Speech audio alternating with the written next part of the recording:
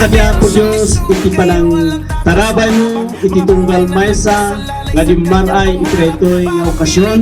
Plus, may man iyaman kami, ay ahinsya, different ahinsya ni gobyerno, ay imalis na mangyalis programa. Nagapos nga na ay ahinsya ni gobyerno.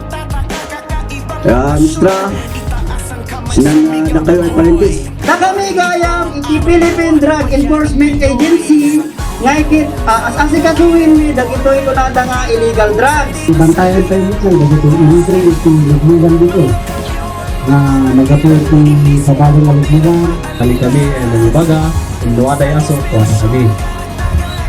Uray sino ay aso kanya.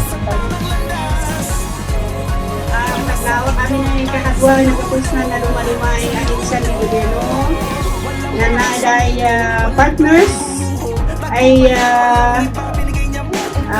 mangi yung implementer is ng programa So ginagawa eh. So nga dispektara nyo ay tutukon ng 1% pa nagbubutos si Menay. Yung stricto ng teachers. Ang grabe sa opportunity na i-improve yung lahat ng natin sa harap ng mga kabataan. Kasi Shagi ng biyang mi nan part mi ari chik apon ng mata so nga nan beautiful face Ilan ako nanda kakainyan panggapis nandoy maripregnada. Yung na esnipon, madali na ito.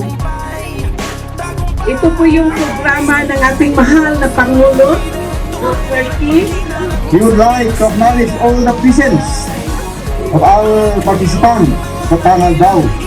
Nang nangluna ka na itila different agencies may mali nagtitingbuyog.